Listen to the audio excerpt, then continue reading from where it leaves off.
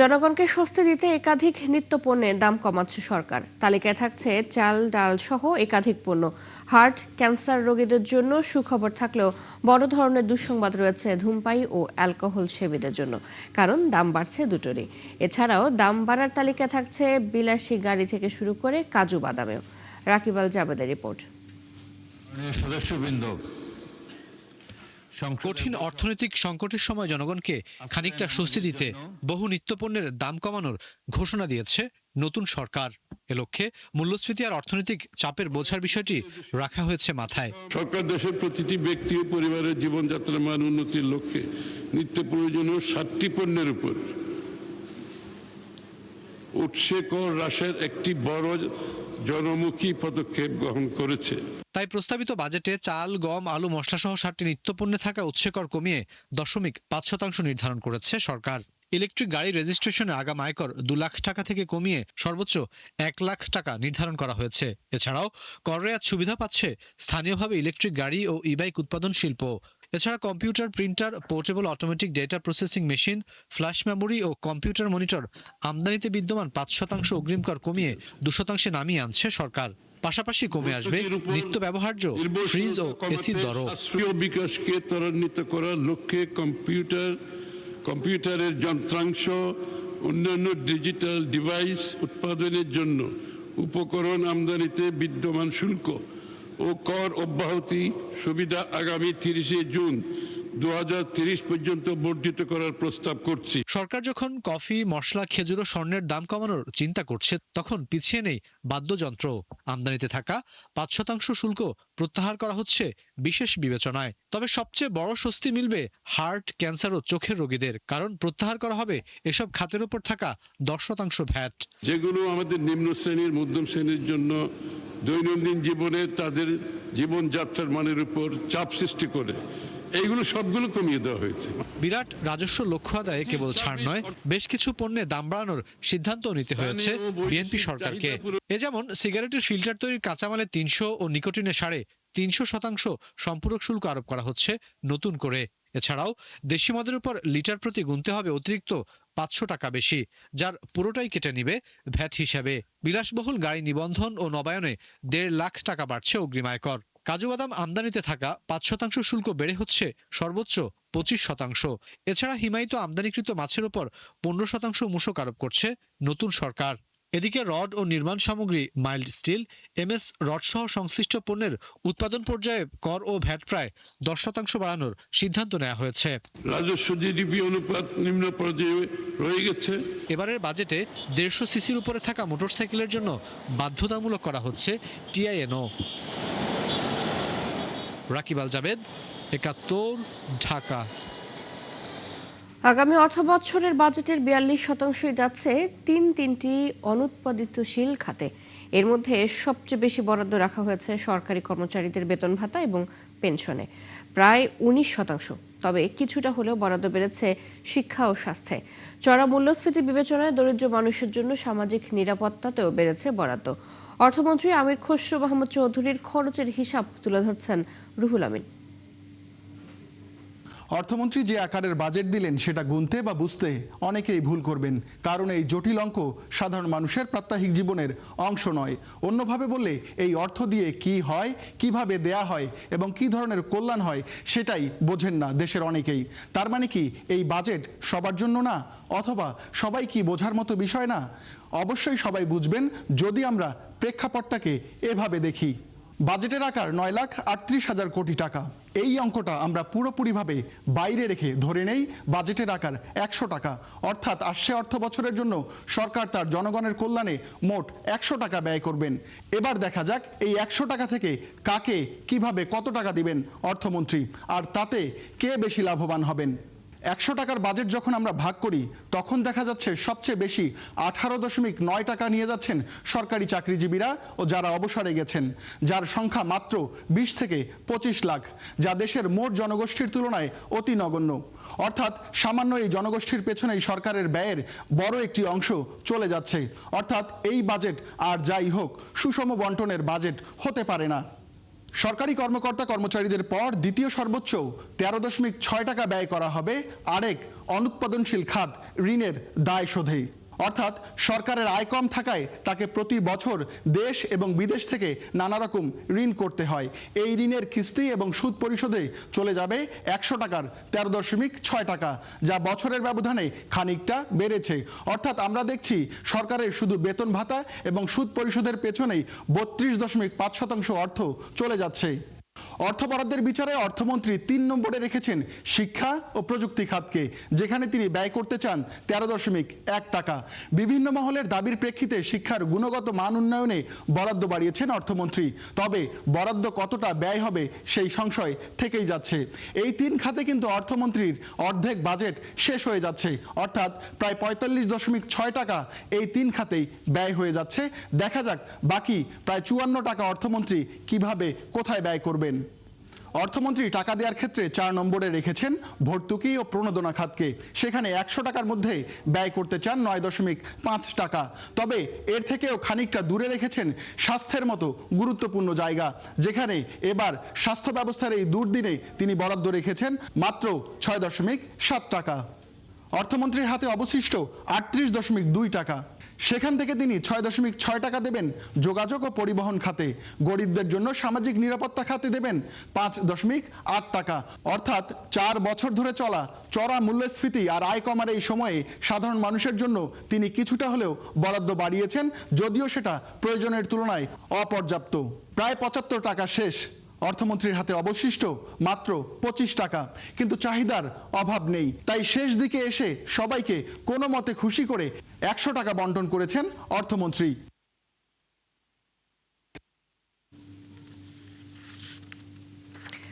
2026-27 অর্থ বছরের প্রস্তাবিত বাজেট পেশের পর চট্টগ্রামে ব্যবসায়ী মহলে শুরু হয়েছে নানা আলোচনা ও বিশ্লেষণ। প্রস্তাবিত বাজেট শিল্প, বাণিজ্য ও বিনিয়োগ খাতে কতটা ইতিবাচক প্রভাব ফেলবে এবং বাস্তবায়নে কি কি চ্যালেঞ্জ রয়েছে তা নিয়ে মত বিনিময় করেছে Chattogram chamber of commerce and industry. বাজেটের বিভিন্ন দিক পর্যালোচনা করে নিজেদের প্রত্যাশা ও সুপারিশ তুলে ধরেছেন ব্যবসায়ী নেতারা। জহিরুল ইসলামের ক্যামেরায় আরও জানাচ্ছেন রাজীব বড়ুয়া। জাতীয় বাজেট 2026-27 অর্থ বছর সামনে রেখে প্রস্তাবিত বাজেটের বিভিন্ন দিক নিয়ে আলোচনা করেছে Chattogram chamber of commerce and industry. এই সময় ব্যবসায়ী নেতারা বাজেটের ইতিবাচক ও চ্যালেঞ্জিং দিকগুলো তুলে ধরেন। বক্তারা মনে করেন এই বিশাল বাজেট বাস্তবায়নে চ্যালেঞ্জ আছে, তবে বাস্তবায়ন অসম্ভব নয়। চ্যালেঞ্জগুলো মোকাবেলা করে এই যে সময় একটা ব্যাপার, সময়ের দ্রুত সিদ্ধান্ত নেওয়ার একটা ব্যাপার। আমাদের দেশে অনেক আমলাতান্ত্রিক জটিলতার কারণে সিদ্ধান্ত নিতে অনেক দেরি হয়ে যায়, যার ফলে বাজেটগুলো বাস্তবায়িত হয় না। তাই যদি সঠিক সিদ্ধান্ত সঠিক সময়ে নিতে পারে, ইনশাল্লাহ সবগুলো সম্ভব। ব্যবসায়ী নেতারা বলেন, দেশের অর্থনীতির উপর বিদেশি ঋণের অতিরিক্ত নির্ভরশীলতা দীর্ঘমেয়াদে চাপ সৃষ্টি করতে পারে। তাই ঋণ নির্ভর উন্নয়নের পাশাপাশি রাজস্ব আয় বৃদ্ধি এবং উৎপাদনমুখী খাতে বিনিয়োগ বাড়ানোর উপর গুরুত্ব দেন তারা। যারা ব্যাংক থেকে ঋণ নিয়ে কাজ করে ওইটার উপরে যেরকম চাপ কম হয়, এর জন্য বন্ড মার্কেট অ্যান্ড মিউচুয়াল ফান্ডের উপরে ওনারা স্ট্রেনথেন করবেন। তা যদি হয় তাহলে আমার বিশ্বাস পুঁজিবাজার আরও ভালো হবে এবং ব্যাংকের উপরে আমাদের যে একটা চাপ সেটা অনেক কমবে। বক্তারা আরও বলেন, এবারের বাজেটে যোগাযোগ ব্যবস্থার উন্নয়নের উপর বেশি গুরুত্ব দেওয়া হয়েছে, যা দেশের সামগ্রিক অর্থনৈতিক কর্মকাণ্ডকে আরও গতিশীল করবে। কুমিল্লা থেকে ঢাকায় ডাইরেক্ট, মানে ঘুরে না গিয়ে কুমিল্লা থেকে ডাইরেক্ট সেটা এখানে এসছে। মানে 80 কিলোমিটার একটা আলাদা নতুন ট্রেন লাইন হয়। এখানে বোধহয় 2-3টা ব্রিজ লাগবে। ব্রিজগুলো যদি হয়ে যায়, কেন তো 1.5 ঘন্টা টাইম কমে যাবে। তাহলে 3 থেকে 3.5 ঘন্টায় ঢাকা চট্টগ্রাম ট্রেন আসা যাওয়া করবে। এছাড়া দেশের শিল্প ও বাণিজ্য খাতের টেকসই প্রবৃদ্ধি নিশ্চিত করতে কর কাঠামো সহজীকরণ, বিনিয়োগ বান্ধব পরিবেশ সৃষ্টি এবং ব্যবসার ব্যয় কমানোর উপর গুরুত্ব দেওয়ার কথা বলেন বক্তারা। ইন্ডাস্ট্রি একাডেমির সঙ্গে যে লিঙ্কে যেটা সারা পৃথিবীতে আছে, সেটা বাংলাদেশে কখনোই চিন্তা করা হয়নি। বর্তমান সরকার সেটা চিন্তা করতে শুরু করেছেন, তার জন্য বরাদ্দ রেখেছেন এবং ওনারা ইন্টার্নশিপের কথাও বলা হয়েছে। অত স্পেসিফিক একটা ন্যারো জায়গায়, সেই জায়গায় দৃষ্টিপাত হয়েছে। কিন্তু আমরা আশাবাদী যে আসলে এই বাজেট একটা জনবান্ধব হবে। পরিবর্তিত পরিস্থিতিতে 17 বছরের যে জঞ্জাল বাংলাদেশের উপর দিয়ে গিয়েছিল, সে তার পরবর্তীতে মানুষের যে আকাঙ্ক্ষা এই বর্তমান সরকারকে নিয়ে, বাজেটকে নিয়ে, সেটা পরিপূর্ণভাবে বাস্তবায়িত বলে আমরা আশা করি। নতুন অর্থ বছরের বাজেটকে ইতিবাচক হিসেবে দেখছেন ব্যবসায়ী নেতারা। কর সংস্কার, বিনিয়োগ, যোগাযোগ ও বন্দর উন্নয়নের উপর গুরুত্ব দিয়ে তারা বলেন, দক্ষ ও স্বচ্ছ বাস্তবায়ন নিশ্চিত করা গেলে অর্থনীতি আরও গতিশীল হবে এবং টেকসই প্রবৃদ্ধি অর্জন সহজ হবে। রাজীব বড়ুয়া, ৭১, চট্টগ্রাম। ২০২৬-২৭ অর্থ বছরের প্রস্তাবিত জাতীয় বাজেটকে স্বাগত জানিয়েছেন বিভাগীয় শহরগুলোর ব্যবসায়ীরা। এবারের বাজেটকে জনকল্যাণমুখী এবং সময় উপযোগী বলছেন তারা। বিশেষ করে ওষুধ ও জরুরি চিকিৎসা সহ জীবন রক্ষাকারী অনেক পণ্য সামগ্রী এবং কৃষি সামগ্রীর দাম কমানোর প্রস্তাবে স্বস্তি প্রকাশ করেছেন ব্যবসায়ীরা। বাজেটের ভলিউম কত বড়, সেখানে কতটুকু কার জন্য করা হলো, তার চেয়ে বড় কথা যেটুকুই করা হয় সেটুকুকে বাস্তবায়নের যে সক্ষমতার সংকট, সেটি যদি সরকার কাটিয়ে উঠতে পারে, তাহলে বাজেটের ভলিউম বড় হোক বা ছোট হোক, যাই হোক, সেটি জনকল্যাণে আসবে বলে আমরা বিশ্বাস করি। আমরা মনে করি যে প্রস্তাবিত বাজেট শুধু বাজেট নয়, এই বাজেটটুকু বাস্তবায়ন করার ফলেই যে মেগা বাজেট করা হয়েছে সেইটার যে সফলতা, সেই সফলতাটুকু আমরা দেখব। বিগত দিনে অনেক বাজেট হয়েছে, কিন্তু সেটা সময় উপযোগী বাজেট হয় না। সেটা কিভাবে মানুষ চুরি করবে সেই ফাঁকটাই তারা চিন্তা করছে। এই জন্য আমি মনে করি এটা ব্যবসায়িক বান্ধব এবং জনগণের উন্নয়নের জন্য বাজেট দেওয়া হয়েছে। আমাদের দেশে যে পর্যটকগুলো রয়েছে, ডোমেস্টিক পর্যটক, যেমন সিলেট থেকে চিটাগাং যায়, কুমিল্লা থেকে সিলেট আসে, এই রকম পর্যটক রয়েছে। আমার মনে হয় এই বিষয়টাকে আন্তর্জাতিক আঙ্গিকে চিন্তা ভাবনা করে ভালো একটি প্রজেক্ট রেডি করে বরাদ্দকৃত টাকা ব্যয় করা এবং এই বরাদ্দ হারটাকে আরও বর্ধিত করে পর্যটন খাতে ব্যয় করলে আমাদের ব্যবসায়ীদের উন্নয়ন হবে, লাভ হবে। তো বাজেট যতটুকু দেওয়া হয়েছে সেই বাজেট আমরা মনে করি সিলেটের জন্য পর্যাপ্ত না। তারপরেও যতটুকু দেওয়া হয়েছে সেইটা যেন সরকারিভাবে কাজ করে যাতে অন্ততপক্ষে পর্যটন শিল্পকে এগিয়ে নিয়ে যায়, এটাই আমরা আশা করি। অপরাধ মুক্ত শান্তির জেলা চান কক্সবাজারের সর্বস্তরের মানুষ।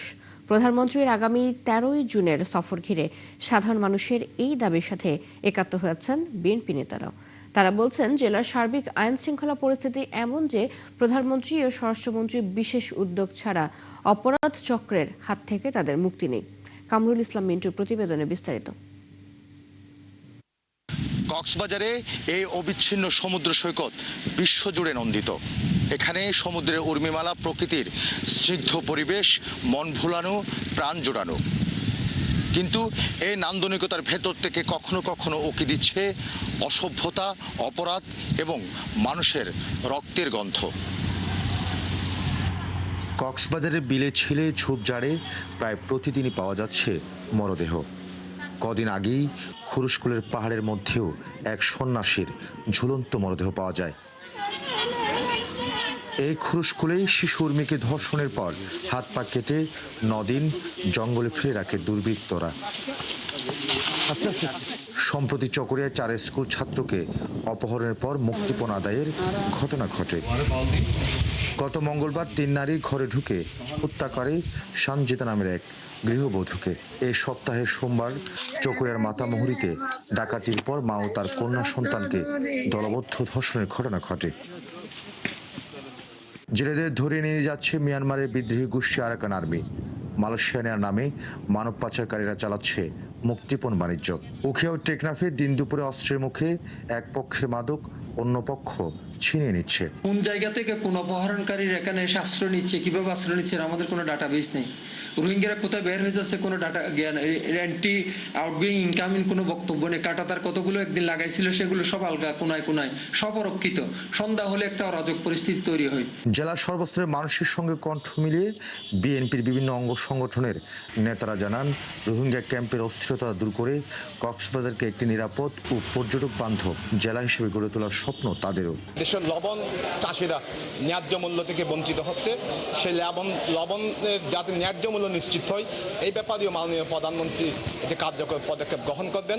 আগামী 13 জুন কক্সবাজার সফরে কিছু প্রকল্পের উদ্বোধন ও ভিত্তিপ্রস্তর স্থাপন করবেন প্রধানমন্ত্রী। ভাষণ দেবেন চকরিয়ার জনসভায়। তিনি 20 লক্ষ গাছের চারা রোপণ করার জন্য এখান থেকেই আরম্ভ করবেন। একসাথে সমস্ত ফরেস্ট ডিপার্টমেন্টের বিভিন্ন বিট অফিস পর্যন্ত এগুলি সারা দেশের মধ্যে একটা বিপ্লবের মতো অবস্থা হবে। জেলার সর্বস্তরের বাসিন্দারা জানান, উন্নয়নের মহাসড়কে থাকা কক্সবাজারকে অপরাধমুক্ত এবং নিরাপদ করতে প্রধানমন্ত্রীর সরাসরি ও কঠোর হস্তক্ষেপই এখন একমাত্র ভরসা। কামরুল ইসলাম মিন্টু, ৭১, কক্সবাজার। দেশযোগের এ পর্যায়ে জেনে নেব বাজারের খবর। চট্টগ্রামের বাজারে গত সপ্তাহের তুলনায় কমেছে সবজি, ডিম ও আদা রসুনের দাম, তবে বাড়তি সোনালী ও দেশি মুরগি এবং মাছের দাম। বিভিন্ন ধরনের সবজি গত সপ্তাহের তুলনায় 10 থেকে 20 টাকা কমে 60 থেকে 80 টাকার মধ্যে বিক্রি হচ্ছে, তবে 80 টাকা বেড়ে 160 টাকায় বিক্রি হচ্ছে টমেটো। গত সপ্তাহের তুলনায় দাম কমে 160 টাকায় বিক্রি হচ্ছে ব্রয়লার মুরগি, তবে বাড়তি রয়েছে সোনালী ও দেশি মুরগির দাম। মাছের বাজার দীর্ঘদিন ধরে চড়া রয়েছে। বিক্রেতারা বলছেন, নিষেধাজ্ঞা শেষে সমুদ্রে মাছ ধরা শুরু হয়েছে, সামনের সপ্তাহে কমবে সামুদ্রিক মাছের দাম। ঈদ পরবর্তী বাজারে 50 টাকা কমে আদা বিক্রি হচ্ছে 130 টাকায়, 20 টাকা কমে রসুন বিক্রি হচ্ছে 130 টাকায় এবং 10 টাকা কমে পেঁয়াজ বিক্রি হচ্ছে 30 থেকে 40 টাকায়। ছুটির দিনে চট্টগ্রামের বাজার দর নিয়ে সরাসরি জানাতে যুক্ত হচ্ছেন সহকর্মী রাজীব বড়ুয়া। রাজীব, বাজেট পেশের পরদিন বাজারের কোনো প্রভাব পড়েছে কিনা, নিত্য প্রয়োজনীয় জিনিসপত্রের দাম কেমন দেখছেন জানাবেন।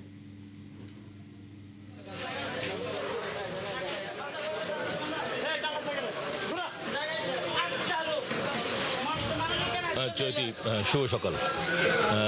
গতকালকে আসলে বাজেট পেশ হয়েছে, কিন্তু আসলে এর প্রভাব আসলে বাজারে খুব একটা পড়েনি, বরং অনেক জিনিসপত্রের দাম আমরা দেখেছি গত সপ্তাহের তুলনায় আসলে কিছুটা কমেছে। বিশেষ করে সবজির ক্ষেত্রে যদি বলি, সেখানে আমরা দেখব যে গত সপ্তাহে যেসব সবজি যে দাম ছিল সেখান থেকে আসলে প্রায় 10-20 টাকা আসলে কমেছে, এবং বিশেষ করে পেঁপে, ঝিঙ্গা, মিষ্টি কুমড়া, লাউ এসব সবজি গত সপ্তাহে যে দামটা ছিল, বিশেষ করে ঝিঙ্গা এবং পটল, এগুলো গত সপ্তাহে ছিল 80 টাকা 100 টাকা, সেই সবজিগুলো এখন 60 টাকা 80 টাকা করে বিক্রি হচ্ছে।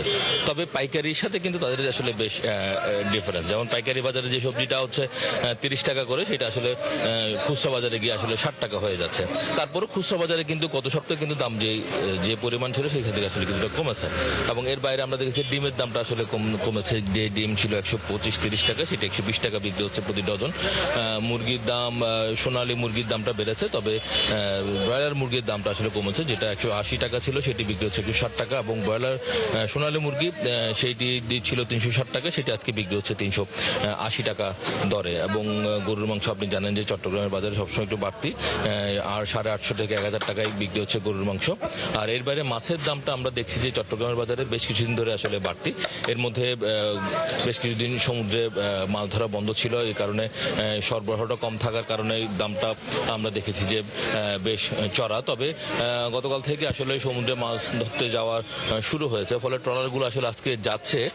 তো সেই ট্রলারগুলো ফিরতে আসলে সপ্তাহখানেক বা 10 দিন লাগবে। তো সেই হিসেবে বিক্রেতারা বলছেন যে আগামী সপ্তাহ থেকে হয়তো সামুদ্রিক মাছের দামটা কিছুটা কমতে পারে।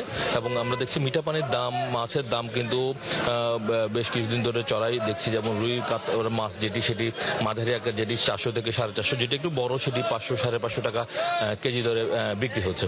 অর্থাৎ সামুদ্রিক মাছের যেহেতু সরবরাহটা কম, সেই সামুদ্রিক মাছের সরবরাহ কমের কারণে যেহেতু বাড়তি দাম, ফলে সেটা আমরা দেখছি মিঠা পানির ক্ষেত্রে একই রকম করে।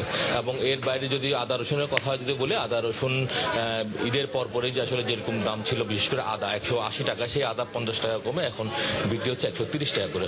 অর্থাৎ বেশ কিছু পণ্যের দাম কিন্তু কমেছে, আর কিছু কিছু পণ্যের দাম বেড়েছে। তবে ক্রেতারা বলছেন যে বাজারে যে হঠাৎ করে দাম বেড়ে যাওয়া বা কমে যাওয়া। জি রাজীব, আমরা শুনছিলাম আপনার কাছ থেকে, ধন্যবাদ। আমাদের সাথে চট্টগ্রামে বাজার দর নিয়ে জানাতে যুক্ত ছিলেন সহকর্মী রাজীব বড়ুয়া। এদিকে বাজেট ঘোষণার পর সপ্তাহের প্রথম দিনে খুলনার কাঁচা বাজারে স্বস্তি দেখা দিলেও চড়া মাছের বাজার, তবে স্থিতিশীল রয়েছে মুরগির দাম। কাঁচা বাজারে আলু 30, পটল 20, কুমড়া 40, ঢেঁড়স 40, বেগুন 80 টাকা, ঝিঙে 40 টাকা কেজি দরে বিক্রি হচ্ছে। তবে স্বস্তি নেই মাছের বাজারে। প্রকারভেদে পার্শে 800, ভেটকি 800 থেকে 1200, কই 800, গলদা 1800, বাগদা 1000, রুই 600 থেকে 1200 টাকা করে কেজিতে বিক্রি হচ্ছে। এছাড়া লেয়ার মুরগি 350, ব্রয়লার 140, সোনালী 310 থেকে 320 টাকা কেজিতে বিক্রি হচ্ছে। আর আগের দামে বিক্রি হচ্ছে পেঁয়াজ, রসুন ও আদা। পেঁয়াজ 40, দেশি রসুন 80 এবং চাইনিজ রসুন 100 টাকা কেজি দরে বিক্রি হচ্ছে। খুলনার বাজার পরিস্থিতি জানাতে যুক্ত হচ্ছেন সহকর্মী রাজু হাওলাদার। রাজু, ছুটির দিনে বাজারে নিত্যপণ্যের দাম কেমন দেখছেন? ক্রেতা বিক্রেতারা কি বলছে? যে চৈতি, আপনাকে শুভ সকাল। বাজেটের প্রথম সপ্তাহে আজ শুক্রবার, এই শুক্রবারে খুলনার পাইকারি যে কাঁচা বাজারে আমি অবস্থান করেছি সেটা সোনাডাঙ্গা বাস স্ট্যান্ড কাঁচা বাজারে। বাস স্ট্যান্ড কাঁচা বাজারে খুলনার পাইকারি একটা কাঁচা বাজার। এখানে বাজেটের প্রথম যে সপ্তাহ এবং প্রথম দিন সাধারণ মানুষ স্বস্তি প্রকাশ করেছে এবং অন্যান্য দামের তুলনায় কাঁচা বাজারের দাম শিথিল রয়েছে বলে জানা গেছে।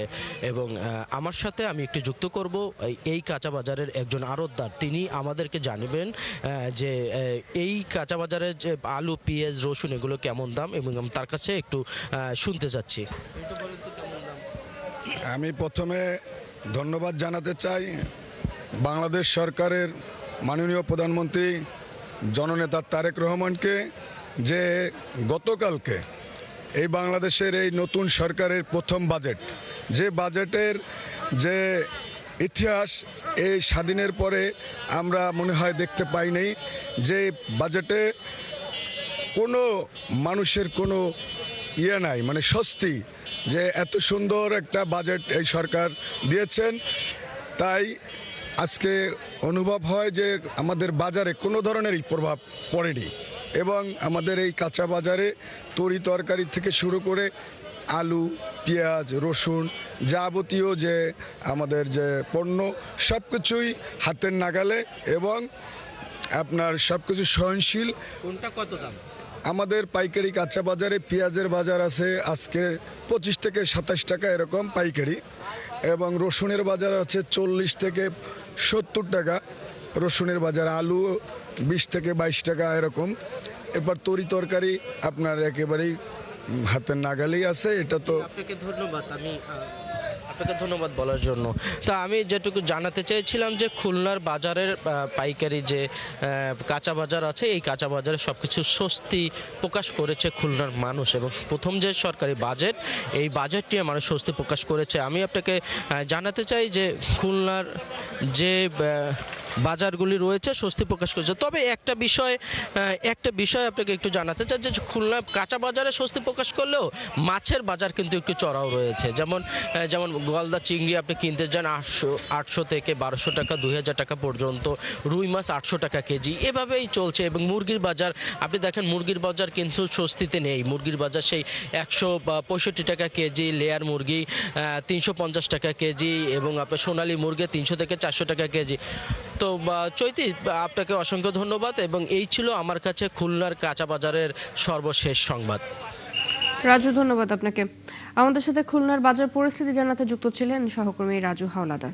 চট্টগ্রাম বন্দরের সক্ষমতা বাড়াতে দুটি প্রকল্প, মাতারবাড়ি গভীর সমুদ্র বন্দর ও বে টার্মিনালে বিদেশি বিনিয়োগ বাড়ছে না। প্রায় 6 বিলিয়ন মার্কিন ডলারের বিনিয়োগ সম্ভাবনা থাকা সত্ত্বেও আন্তর্জাতিক অপারেটর ও বিনিয়োগকারীরা নতুন মেগা প্রকল্পের বদলে বন্দরের এনসিটি, সিসিটি এবং ডিসিবির দিকেই নজর দেওয়া হচ্ছে। অথচ বে টার্মিনাল এবং মাতারবাড়িতে বিশাল বিনিয়োগের সিদ্ধান্তটি ঝুলে আছে বছরের পর বছর। সাইফুল ইসলাম শিল্পীর তথ্য ছবিতে প্রতিবেদন। চট্টগ্রাম বন্দরের বে টার্মিনাল প্রকল্পটি বাস্তবায়িত হলে বছরে প্রায় ৬০ লাখ টিইইউ কন্টেইনার পরিচালনার সক্ষমতা তৈরি হবে এবং বড় আকারের জাহাজ সরাসরি ভিড়তে পারবে বন্দরে। সেই প্রকল্প বাস্তবায়নে ২০২৪ সালে বিশ্বব্যাংক $৬৫০ মিলিয়ন অর্থায়ন অনুমোদন করে। বাকি কাজ শেষ করার জন্য বেসরকারি অংশীদার ও আন্তর্জাতিক টার্মিনাল অপারেটরদের বিনিয়োগ দরকার। আরেক মেগা প্রকল্প মাতারবাড়ি গভীর বন্দরের জেটি টার্মিনাল শেড এবং ইয়ার্ড নির্মাণের কাজ চলছে অনেকটা ধীর গতিতে। আর পতেঙ্গায় টার্মিনাল নির্মাণ এবং অত্যাধুনিক যন্ত্রপাতি বসাতে বিনিয়োগ করতে যাচ্ছে বিশ্বখ্যাত শিপিং প্রতিষ্ঠান মার্কস লাইনের এপি মোলার। লালদিয়া কন্টেইনার টার্মিনালের আমাদের এটার যে সমস্ত ছাড়পত্র সংক্রান্ত এবং অন্যান্য ড্রয়িং ডিজাইন সম্পর্কিত যে সমস্ত কার্যক্রম পরিচালনা করা দরকার সেই সমস্ত কার্যক্রম চলছে। আমরা যদি সামগ্রিকভাবে বলি, যে সমস্ত প্রকল্পগুলো আমাদের অগ্রগামী হওয়া দরকার সবগুলো প্রকল্পই আশানুরূপভাবে অগ্রগতি চলছে। বিশেষজ্ঞদের মতে সবগুলো প্রকল্পের কাজ শেষ হলে দেশে আমদানি রপ্তানি সক্ষমতা বাড়বে। নিউ এয়ারপোর্ট সার্টেনলি এন্ড আপনার অটোমেশন থাকবে, অপারেটিং একটু নিউজ থাকবে, ডেফিনেটলি এফিসিয়েন্সি। নতুন পোর্ট মানে আপনি নতুনভাবে নতুন এফিসিয়েন্সি এবং কম বেটার এফিসিয়েন্সিতে করবেন, দ্যাট ইজ দ্য অ্যাডভান্টেজ। এদিকে বন্দর কর্তৃপক্ষ বলছে বিদেশি বিনিয়োগকারী প্রতিষ্ঠান বে টার্মিনাল ও মাতারবাড়িতে আগ্রহ দেখালেও এখন তারা বন্দরের এনসিটির পাশাপাশি সিসিটিটি পরিচালনায় বেশি আগ্রহী। নতুন বন্দর তৈরি হবে, নতুন টার্মিনাল তৈরি হতে হবে, যেটা বে টার্মিনালে হচ্ছে, যেটা লালদিয়াতে হচ্ছে এবং মাতারবাড়িতে হচ্ছে। এই রকম নতুন টার্মিনালে বিনিয়োগটা আসা উচিত, যেটাকে আমরা গ্রিনফিল্ড বিনিয়োগ বলছি। তো পুরাতন বন্দরের ভিতরে বিনিয়োগে বেশি উৎসাহী, এটা কোনোভাবে ভালো হতে পারে না। সবশেষ এনসিটি পরিচালনার বিদেশি প্রতিষ্ঠান ডিপি ওয়ার্ল্ডকে দেয়া না দেওয়ার বিষয়ে নৌ পরিবহন মন্ত্রণালয় থেকে দেয়া দুটি চিঠি ভাবিয়ে তুলেছে বন্দর কর্তৃপক্ষকে। শান্তা ইসলাম, ৭১। ভারত থেকে বাংলাদেশে পুশিন করা নিয়ে উত্তেজনা চলছে বৃহত্তর রংপুর সীমান্তে। এলাকার লোকজনের অভিযোগ, গত ২ মাসে বহুবার বিভিন্ন সীমান্ত দিয়ে বাংলাদেশের লোকজন ঠেলে দেওয়ার চেষ্টা করেছে ভারতীয় সীমান্তরক্ষী বাহিনী বিএসএফ। এ নিয়ে বিশেষজ্ঞরা জানান, কাউকে এক দেশের নাগরিক দাবি করে অন্য দেশে ঠেলে দেয়া আইনসম্মত নয়। যদি কেউ অবৈধভাবে আরেক দেশে প্রবেশ করে থাকে, তাকে নিজের দেশে পাঠানোরও স্বীকৃত পদ্ধতি রয়েছে। শাহ বায়েজিদ আহমেদের প্রতিবেদন, ক্যামেরা ছিলেন শাহিন আলম। এখন বৃহত্তর রংপুর সীমান্তের সর্বোচ্চ আলোচনার নাম পুশিন। ভারত থেকে লোকজন বাংলাদেশে পাঠানোর অভিযোগ নিয়ে দুই প্রতিবেশী দেশের সীমান্ত এলাকায় সৃষ্টি হয়েছে উদ্বেগ ও উৎকণ্ঠা। আমার পৃথিবী তো মনে করেন তাদেরও তো ঘুম হারাম, তারা তো যাচ্ছে, তারাও মনে করেন বর্ডারে যাচ্ছে, দৌড়দৌড়ি করছে, তারা খুব মানে ঘুমটুম হারাম তাদেরও। 4 তারিখে পুশিং করছে ওরা। পুশিং করার পর ওরা লোক নেয় না, মোটামুটি সারাদিন গেছে, সারা রাত গেছে, তারপরের দিন রাত 9টার দিক লোক নিছে। আমরা দিন রাত অক্লান্ত পরিশ্রম করে আমরা এটা প্রতিরোধ করতেছি ওদের। এলাকার লোকজনের অভিযোগ, যাচাই বাছাই ছাড়াই লোকজনকে বাংলাদেশি পরিচয় দিয়ে সীমান্তে ঠেলে দেওয়ার চেষ্টা কোনোভাবেই স্বীকৃত পদ্ধতি নয়। এ বিষয়ে তারা কার্যকর কূটনৈতিক উদ্যোগের দাবি জানিয়েছেন। এই 2টা ক্যাম্পের বর্ডার ক্যাম্পের আওতায় ভারতের বিএসএফ ক্যাম্প 5টা। আমি মাননীয় প্রধানমন্ত্রীর কাছে অনুরোধ করব, আমাদের বাংলাদেশের বর্ডারের যে বেহাল অবস্থা, এই যে জঙ্গল ঝাড় পেরিয়ে যাওয়া লাগে, রাস্তাঘাটের যে অবস্থা, জনবলের বিজিবি জনবলের যে সংকট, এটা ক্যাম্প সংকট, এটা বাড়ানো উচিত। আপনারা বর্ডারে ভারী হাতিয়ার লাগান, রাস্তাঘাট ভালো করেন। আবার নরেন্দ্র মোদী ওরাও তো বাংলাদেশি, সুগন্ত রায় ওরাও তো বাংলাদেশি, তা ওদেরকে আগে পাঠাক বাংলাদেশে। বিশেষজ্ঞরা বলছেন, আন্তর্জাতিক আইন ও কূটনৈতিক রীতি অনুযায়ী কোনো ব্যক্তিকেই একতরফাভাবে অন্য দেশের নাগরিক দাবি করে জোর করে সীমান্ত পার করা বৈধ নয়। এটি আলোচনার ভিত্তিতে বন্ধুপ্রতিম দুটি রাষ্ট্র কিভাবে সমস্যার সমাধান করতে পারে, ভালো সম্পর্ক রাখতে পারে, এটি সমাধানের ওয়ে। আর অস্ট্রিয়ার আমাদের আসলে ইতিহাস, লড়াইয়ের ইতিহাস, আমাদেরকে বিট করেনি এখনও কেউ, বা পারেও নি, বা আমরা যে তাদেরকে বিট করবো এটাও আমরা বলছি না, বাট এটা আলোচনার ভিত্তিতে হওয়া উচিত। তারা মনে করেন দ্বিপক্ষীয় আলোচনার মাধ্যমে সমস্যার সমাধান হওয়া দরকার। উত্তরের সীমান্ত জুড়ে ভারতের পুশিন চেষ্টায় উদ্বেগ আর উৎকণ্ঠায় সীমান্তবর্তী মানুষ। তারা বলছেন, শরীরের এক ফোঁটা রক্ত থাকতে জোর করে অবৈধ অনুপ্রবেশ হতে দিবেন না তারা। তাই বিজিবির সাথে পালা করে দিনে ও রাতে পাহারা বসিয়েছেন। শাহ বায়েজিদ আহমেদ, ৭১, দুর্গাপুর সীমান্ত, লালমনিরহাট। টানা 58 দিনের নিষেধাজ্ঞা শেষে সাগরে মাছ ধরা শুরু হয়েছে। আবারও সাগরে নেমেছেন জেলেরা। পটুয়াখালী রাঙ্গামালী থেকে এ নিয়ে সরাসরি জানাতে যুক্ত হচ্ছেন সহকর্মী কামরুল হাসান।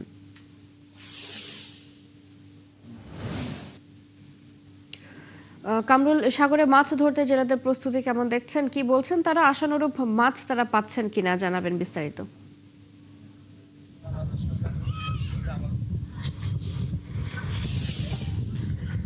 জি, আপনি যেমনটি বলছিলেন, বঙ্গোপসাগরের শূন্যতা যেন কেটেছে। সাগরে জাল টলার নিয়ে ফিরেছেন জেলেরা।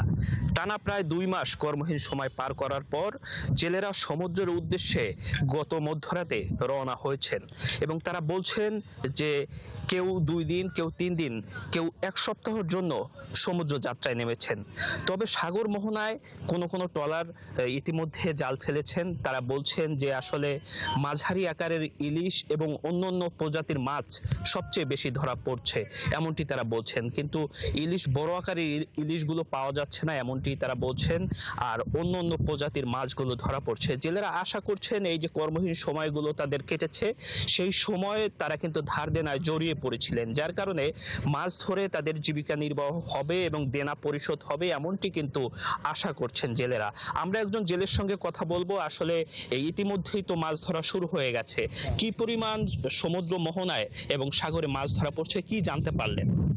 মাছ আপনার হইলো যে ইলিশ মাছ পাইছি, তারপর পোমা মাছ, তারপর ডেলা মাছ, এই সমস্ত আর কি, পাঙ্গাস মাছ, তারপর আরো কিছু কাড়া আছে, কাড়া মাছ, যেগুলোর নাম হয়েছে যে আপনার ওই যে মুসন কাড়া বলে আর কি আমাদের দেশে। কাঙ্ক্ষিত মাছ পাচ্ছেন কিনা? কাঙ্ক্ষিত কোনটা বলেন? আশানুরূপ, মানে আপনারা যে স্বপ্ন নিয়ে নেমেছেন সেই পরিমাণ মাছ পাচ্ছেন? না, সেই পরিমাণ মাছ পাওয়া যায় না। দেখা গেছে আপনার এই আমরা আসছিলাম 2 দিন থাকার পর মাছ পাইছি কত 200 মাছ পাইছি, বড় মাছ পাইছি 7খানে, আর তার সব জাটকা মাছ। জি, আপনি যেমনটি শুনছিলেন যে মৎস্য বিভাগ বলছে যে ইলিশের প্রজনন নিশ্চিত হয়েছে, যার ফলে মাছের মজুদ, উৎপাদন বৃদ্ধি পাচ্ছে, এমনটি কিন্তু তারা বলছেন। তবে বিশেষজ্ঞরা বলছেন যে ইলিশের নিষেধাজ্ঞা কতটা কার্যকর হলো তার উপরে নির্ভর করছে মাছের উৎপাদন এবং মজুদ বৃদ্ধি পাবে কিনা, এমনটি কিন্তু তারা বলছেন। এবং সেই সঙ্গে আপনাকে বলে রাখি, রাঙ্গামালী উপজেলায় প্রায় 20,000-এর মতো জেলে রয়েছে যারা এই সমুদ্রের উপর নির্ভরশীল, এবং নিবন্ধিত জেলে রয়েছেন 16,000-এরও বেশি। এই জেলেরা কিন্তু এই সমুদ্রে নেমে মাছ শিকার করে এবং জীবিকা নির্বাহ করে থাকেন। এই ছিল আসলে আমার কাছে। এদিকে কোনো ধরনের প্রণোদনা ছাড়াই সুনামগঞ্জের হাওর অঞ্চলে মাছ আহরণে 1 মাসের জন্য নিষেধাজ্ঞা দেওয়া হয়েছে। এতে বিপাকে পড়েছেন লক্ষাধিক জেলে। জীবিকার তাগিদে অনেকে বাধ্য হয়েই নিষেধাজ্ঞা উপেক্ষা করে মাছ ধরতে যাচ্ছেন হাওরে। শহীদ নূর আহমেদের তথ্য ছবিতে প্রতিবেদন। মাছের প্রজনন মৌসুম হিসেবে চলতি মাসের 28 তারিখ পর্যন্ত সুনামগঞ্জের হাওর, নদী ও প্রাকৃতিক জলাশয়ে সকল ধরনের মাছ আহরণে নিষেধাজ্ঞা দেওয়া হয়েছে। এলাকায় মাইকিং করে চালানো হচ্ছে প্রচার। তবে কোনো ধরনের প্রণোদনা ছাড়াই সারা মাস জুড়ে নিষেধাজ্ঞা দেওয়ায় বিপাকে পড়েছেন অর্ধলক্ষাধিক জেলে। আমরা কিভাবে চলুম? মাছ না মারে তো আমরা জীবিকা চলতো না। সরকার এভাবে আমরা নিষেধ দেয়, একমাত্র আমরা ফ্যাট বান্ডা ফইরা হাত ছাড়া আর কোনো গতি নাই। জেলেরা জানান, বুড়ো মৌসুমে ফসল হারানোর পর হাওরের মাছ আহরণই তাদের একমাত্র জীবিকার উৎস। তাই অনেকে বাধ্য হয়ে নিষেধাজ্ঞার সময় মাছ ধরছেন। মাছ ধরা যদি নিষেধ দেয়, আওয়ারও নিষেধ পানি মাছ ধরাও নিষেধ দিছে, আমরা চলাম কি করে? তারা যেহেতু নিষেধ দিছে, আমরা যদি কোনো অনুদান দেন তারা, তাহলে তো আমরা ধরি না। এদিকে জেলা মৎস্য কর্মকর্তা জানান, নিষেধাজ্ঞা পালনে মাঠ পর্যায়ে তৎপরতা বাড়াতে কাজ করছে মৎস্য বিভাগ। তবে প্রণোদনা ছাড়া নিষেধাজ্ঞা কার্যকর করতে বেগ পেতে হচ্ছে। নিবন্ধিত জেলেদের দ্রুত সরকারি প্রণোদনা দিতে সরকারকে প্রস্তাবনা পাঠানোর কথাও জানান তিনি। প্রচারণার পাশাপাশি আমাদেরকে আইন প্রয়োগও করতে হচ্ছে এই মাছ ধরার নিষেধাজ্ঞা মানানোর জন্য। জেলেদের প্রণোদনার আওতায় এবছর আনা হয়নি। সুনামগঞ্জ জেলায় 90,000 নিবন্ধিত সহ পরোক্ষ ও প্রত্যক্ষভাবে মাছ ধরার সঙ্গে সম্পৃক্ত আছেন 1,20,000 জেলে। শাকিলা সিথি, 71। পিরোজপুরের মঠবাড়িয়ার দেবীপুর এলাকায় বেইলি সেতু ধসে খালে পড়ে গেছে আলু বোঝাই একটি ট্রাক। মঠবাড়িয়া পাথরঘাটা সড়কে এই দুর্ঘটনার কারণে পাথরঘাটার সাথে ঢাকা, বরিশাল ও খুলনা সহ বিভিন্ন রুটে সব ধরনের যান চলাচল বন্ধ রয়েছে। এদিকে সড়ক ও জনপথ বিভাগের নির্বাহী প্রকৌশলী জানান, দ্রুত সেতু মেরামতের উদ্যোগ নেওয়া হচ্ছে। তরিকুল ইসলামের তথ্য ও ছবিতে প্রতিবেদন। বুধবার ভোর ৩টায় মঠবাড়িয়া উপজেলার সাফা ইউনিয়নের দেবীপুর বেইলি সেতু পার হচ্ছিল ঢাকা থেকে আসা বালুবাহী ট্রাকটি। এ সময় বেইলি সেতু ভেঙে পড়ে। কেউ হতাহত না হলেও পাথরঘাটার সাথে ঢাকা, বরিশাল ও খুলনা সহ বিভিন্ন রুটে সব ধরনের যান চলাচল বন্ধ রয়েছে। এলাকাবাসীরা জানান, সেতুটি দেবীপুর সহ আশেপাশের কয়েকটি এলাকার মানুষের চলাচলের প্রধান যোগাযোগ মাধ্যম। সেটি ধসে পড়ায় তারা পড়েছেন ভোগান্তিতে। বাধ্য হয়ে বিকল্প পথ ব্যবহার করায় বেড়ে গেছে সময় ও খরচ। রাত 12টার সময় আলু আর পেঁয়াজ নিয়ে মানে লেসকে পড়ছে রাত্রে। ব্রিজের ক্যাম্পার কমে গেছে, দেখেন যে অবস্থা ভাঙ্গে পড়িয়ে গেছে। রাত্রে যেটা করছে অসাই দ্বিগুণ পেটা আগে উঠছে। মঠবাড়িয়া পিরোজপুরের এটা খুবই একটা নামি দামি রাস্তা আর কি। এটা সব জেলার লোকই চলাচল করে, কিন্তু ব্রিজটা থাকলে তারা যাত্রীরা ভোগান্তিতে পড়তো না। এরকম দেখা গেছে এখন তারা ওখান থেকে আসছে, ওখানে নামতে আসছে, ওখান থেকে আবার এখান থেকে যাত্রী আবার যাইতে হচ্ছে। সড়ক ও জনপথ বিভাগের নির্বাহী প্রকৌশলী জানান, ঘটনাস্থল পরিদর্শন করে দ্রুত সেতু মেরামতের উদ্যোগ নেওয়া হচ্ছে। আমরা খুব দ্রুত সময়ের মধ্যে যেটা ভাঙা ভেঙে গেছে সেটা খোলার কাজ এবং নতুন দলীয় সংগ্রহ এবং প্রতিষ্ঠান কাজ ঠিক চলমান রয়েছে। আশা করি খুব দ্রুত সময়ের মধ্যে এটা করতে পারবো। সেতুটি সংস্কার না হওয়া পর্যন্ত এই সড়কে যান চলাচল স্বাভাবিক হবে না। এতে দুর্ভোগ পোহাতে হবে এই পথ ব্যবহারকারীদের। শাকিলা শম্পা, ৭১। দর্শক, কিছুক্ষণ আগে যেমনটি জানাচ্ছিলাম, বৃহস্পতিবার মধ্যরাতে শেষ হয়েছে সাগরে মাছ ধরার নিষেধাজ্ঞা। ৫৮ দিনের বিরতির পর আবারও সাগরে মাছ শিকারে নেমেছেন জেলেরা। এই বিষয়ে বরগুনার পরিস্থিতি একটু জানতে চাই। সেখানে আছেন আমাদের সহকর্মী সাগর আকন। সাগরে মাছ ধরতে জেলেদের প্রস্তুতি কেমন দেখছেন? মাছ পাওয়া নিয়ে তারা কতটা আশাবাদী, কি বলছেন তারা?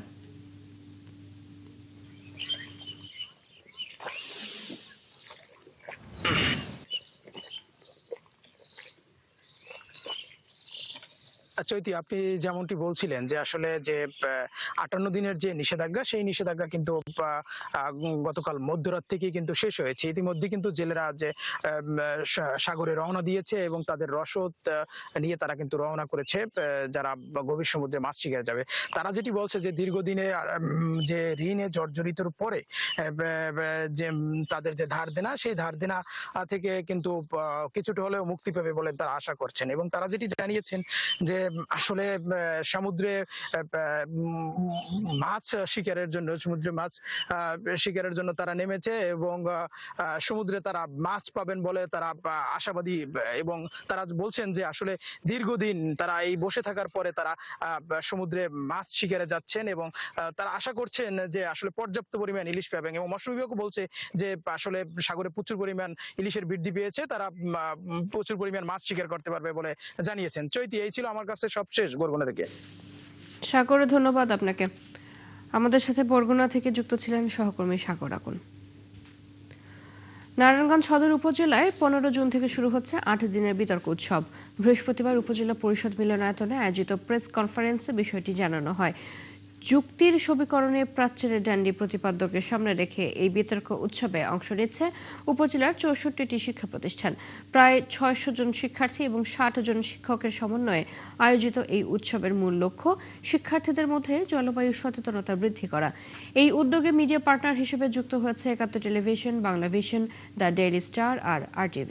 চলছে দেশচোখ সরাসরি সংবাদ এবং অনুষ্ঠান দেখতে চোখ রাখুন ৭১-এর ফেসবুক পেজে, সাবস্ক্রাইব করুন ৭১-এর ইউটিউব চ্যানেল। থাকুন ৭১-এর সাথে।